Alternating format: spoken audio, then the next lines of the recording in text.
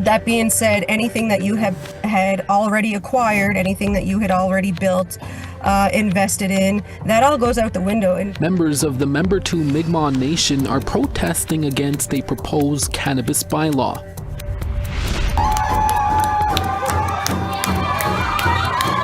A follow-up of a First Nation woman who was detained by Israeli forces for attempting to bring in much-needed humanitarian aid to Gaza. It's a chance to hear what each party stands for and what they say they will do. And Yukon's territorial election is just around the corner. What leaders are promising to First Nation communities in the territory?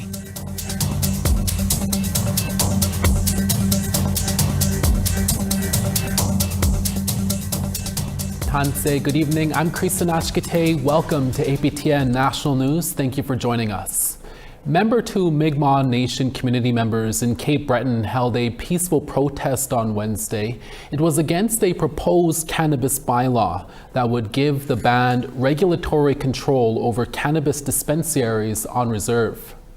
About 20 people stood in front of the Membertou band office, a community about a 4-hour drive north of Halifax. The proposed bylaw would regulate the distribution and retail licensing of cannabis in Membertou. Chief and Council are considering 4 possible store locations in a cannabis commercial zoning area. They then lease the space to licensed retailers. There are currently about 15 dispensaries located in the residential area of the community. Candace Paul does not own a dispensary, but says the regulations and relocation will put people out of business. however, that being said, anything that you had already acquired, anything that you had already built, invested in, that all goes out the window, and that does not move over with you. So if the band wants these entrepreneurs to move and also pay into a leasing agreement, forgetting all of their previous investments, there needs to be compensation. The Winnipeg Police Service is asking for the public's help in locating a teenager who has been missing for more than a week. Deborah Pattern, the mother of Mackenzie Sinclair, says her daughter's disappearance is out of character for her and that her social media activity suddenly stopped soon after she went missing. 17-year-old Mackenzie Sinclair was last seen on Monday, October 6th at around 9 p.m. in the lobby of the Norwood Hotel on the 100 block of Marion Street in the St. Boniface district of Winnipeg.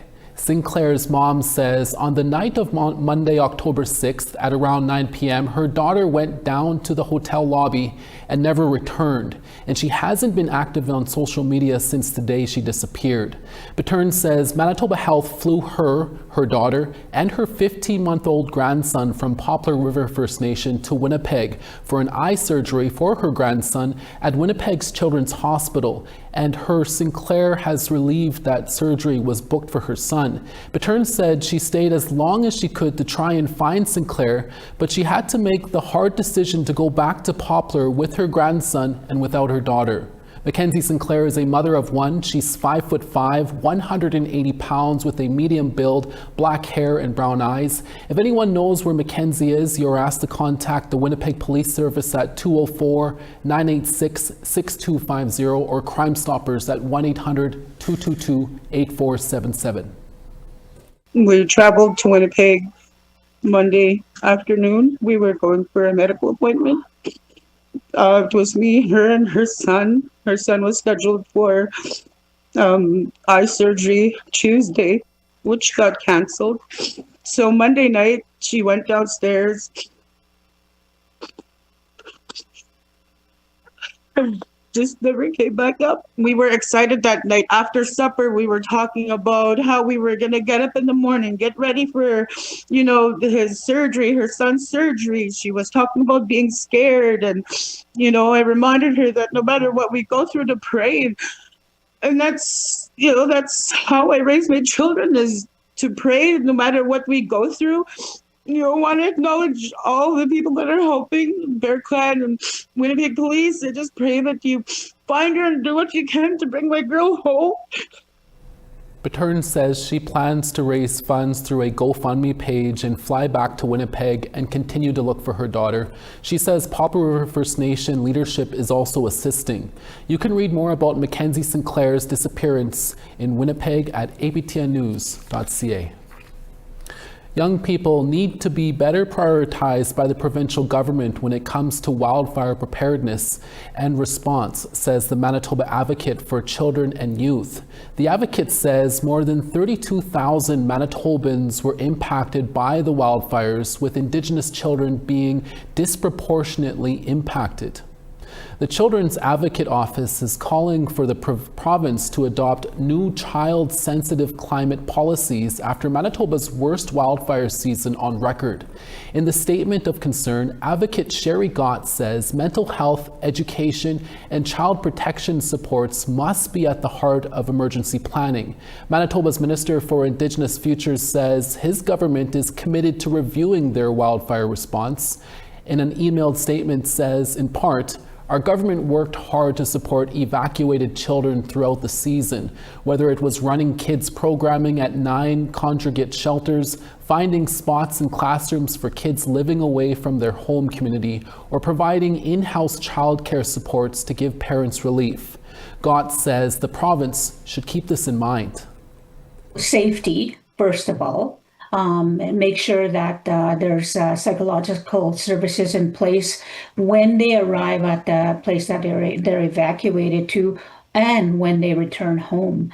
Education, of course, is a big key. You know, you need that stability, and children that, go to school every day and then all of a sudden there's no school. Like, it's just, it's hard on their mental health. We never know where the fire is going to start, right? But there should be proactive plans, an all government approach should be taken, and developing those preparedness plans to ensure that families and children have the appropriate supports that they need, whether it be fire, flood, weather related.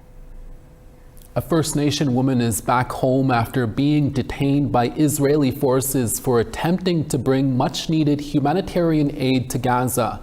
She was aboard one of several ships that was part of the Freedom Flotilla coalition sailing the Mediterranean Sea to break Israel's naval blockade of Gaza.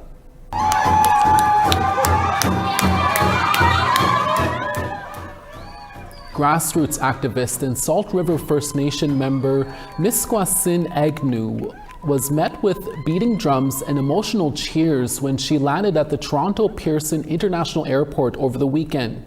Agnew says she joined the Freedom Flotilla Coalition, or FFC, along with journalists and doctors, as an act of Indigenous solidarity with Palestinians who the United Nations say are experiencing genocide at the hands of Israel. The FFC says last week a total of 145 non-violent activists from 30 different countries were aboard the humanitarian aid ships bound for Gaza when they were taken to Israel and detained last week. Agnew says Canada needs to sanction Israel and calls for a two-way arms embargo. I broke no laws. Israel kidnapped me from international waters. They broke international law. They held me illegally. I did nothing wrong. Gaza has the right to receive me at their waters. Gaza has the right to receive people at their shores. Open the humanitarian corridor. Stop starving these people. This is a manufactured famine. People are starving to death. Children are starving to death. The Yukon is heading into a territorial election in just a few weeks' time, with voting day just around the corner. Two First Nations organizations in the territory held debates to see how the three parties vying to be the next government would address their concerns. Here's APTN's Sarah Connors with a breakdown of those debates. It's election season, and with elections comes debates. Sort of.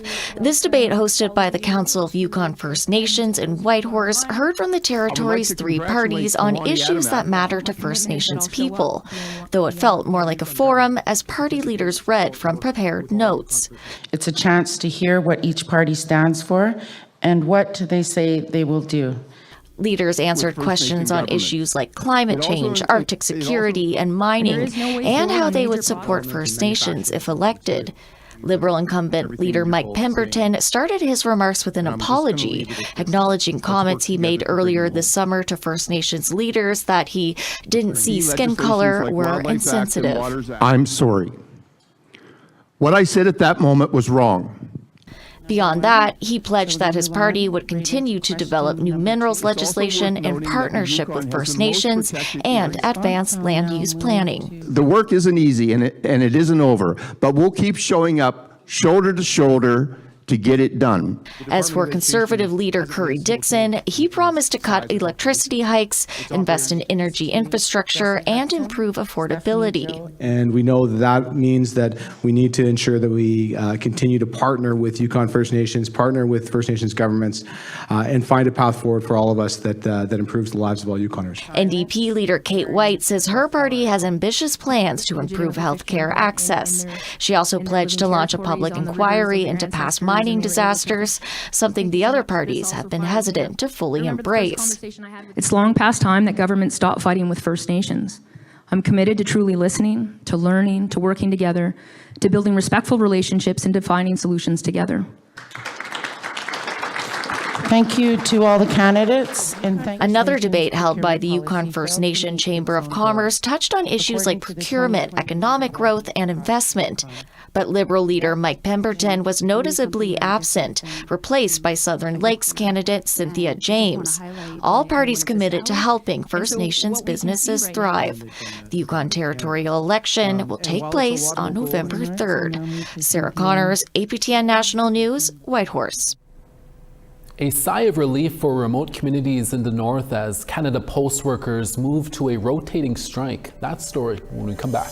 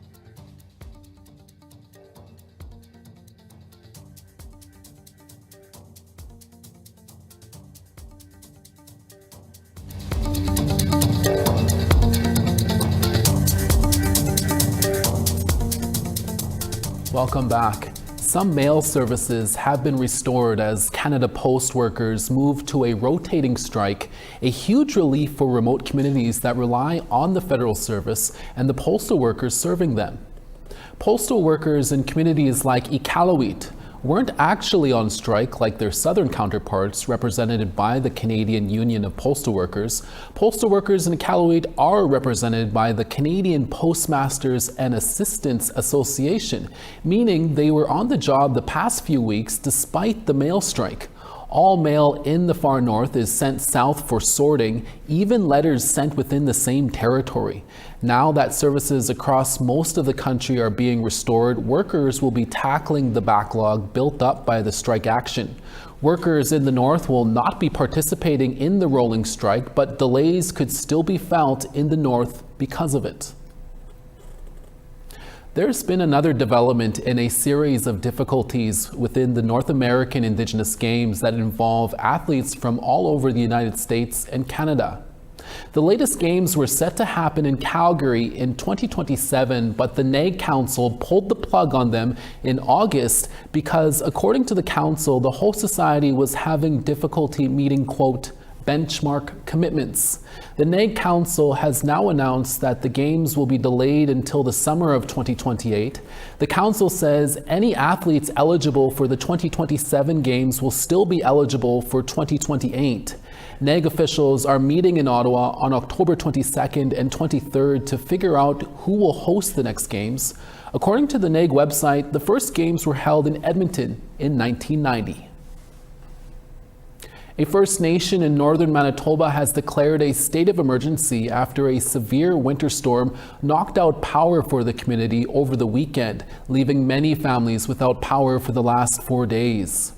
The state of emergency was declared on Tuesday afternoon by the Nissequoiastic Cree Nation. The Cree Nation was hit by a major snowstorm that dropped up to 30 centimeters of heavy snow in the community, leaving the people without power since Saturday morning at 1 a.m. Many homes have been without heat, and the community has since prompted the evacuation of a number of elders. Leadership is now working with Manitoba Hydro to try and restore power as quickly as possible. Indigenous Services Canada has also been contacted for emergency assistance. Leadership is working on securing more generators for the community, and they're asking the community to conserve and limit their fuel, as fuel is very limited in the area there. Nissequoiastic, also known as Nelson House, is located about 800 kilometers north of Winnipeg. A Saskatchewan lawyer and former MLA, best known for his $1.9 billion residential school class action settlement, passed away recently. Tony Merchant was 81 years old when he passed away in Regina on October 13th. Merchant was best known for his high-profile cases, most notably the 2006 Indian Residential School Settlement Agreement.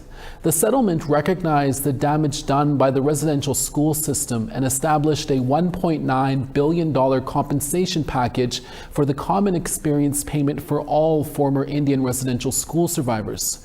At the time, the agreement was the largest class action settlement in Canadian history. Merchant was also defense counsel for Colin Thatcher, the son of former Saskatchewan Premier Ross Thatcher. Colin Thatcher was jailed for 25 years without parole for killing his ex-wife in 1984.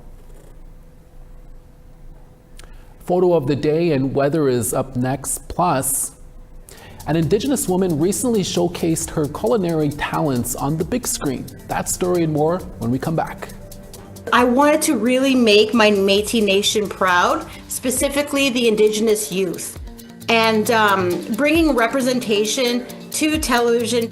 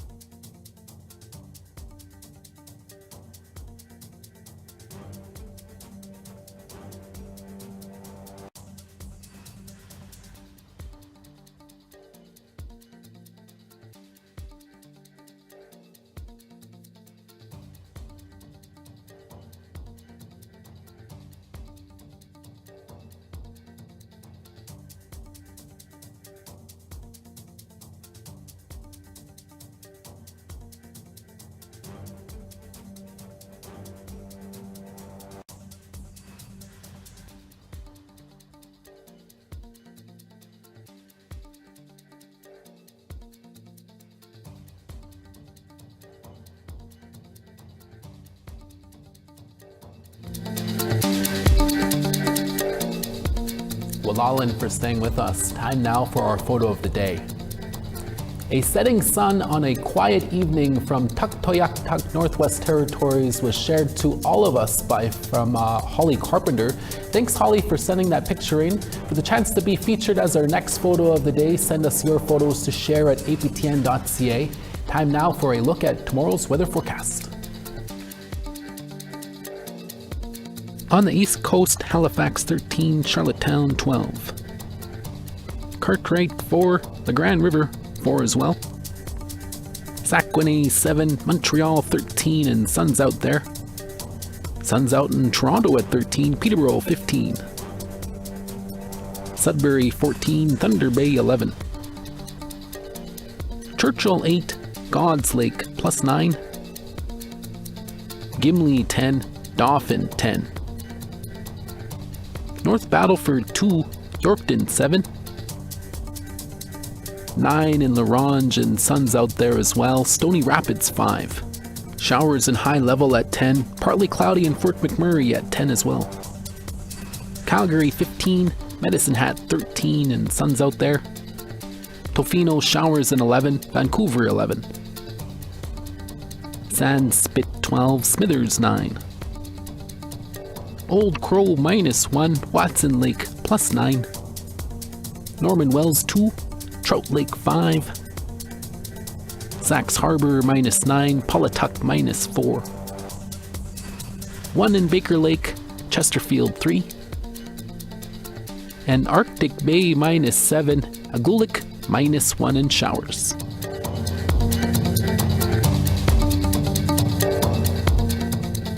A custom sneaker designer from Millbrook First Nation north of Halifax in Unama'ki, Nova Scotia, got a high-profile endorsement recently, and as CTV's Paul DeWitt shows us, Austin Hepworth traveled to Las Vegas to hand-deliver a pair of custom shoes to a popular pro fighter. Hi. My name's Austin Hepworth. I'm an Indigenous artist from Millbrook First Nations and I customize sneakers. During the pandemic, it was kind of looking for a hobby to do because we're kind of in lockdown, so I kind of started researching how to do it because I was just looking for something to do. So I kind of made myself a pair, made myself another pair, and a family member saw it and was like, hey, can you make me a pair? So I made them a pair. Kind of just kept snowballing and kind of got to a point where I was like, I can make a little side business out of this. So I kept going and now I've kind of developed it into like an actual business and I've made tons and tons of pairs. To start, it takes some prep work, and then once the prep work's done, the painting can happen. So I use like special paint that is used for leather, so it adheres to the leather, so like rain doesn't really affect it. Some get pretty detailed. I love putting a lot of detail into them because it's more fun for me as well. So when they turn out great with a lot of detail, it's more satisfying. Here we go! I look at Power Slap as almost like an extension of UFC, kind of same format. They have cards with fighter matchups, and it's essentially just slap fighting. I attended Power Slap 12 back in March. I made a custom pair for myself just to wear to the event because I thought it'd be really cool. I tagged the Butcher and a bunch of others in the post. He was one of the ones that saw it, so I briefly met him back then. He won the belt. It was awesome, and found out he was going to be headlining the October card. So I reached out to him, said, hey, would you like a custom pair? And sent him a mock-up. He loved them, and he's like, yeah, I would love that. I would greatly appreciate it. And so I made them, met him the day before the event, gifted them to him, and he loved the shoe. Oh my gosh. So yeah, I have another pair coming up, but it's a little bit of a secret, so you have to wait and find out.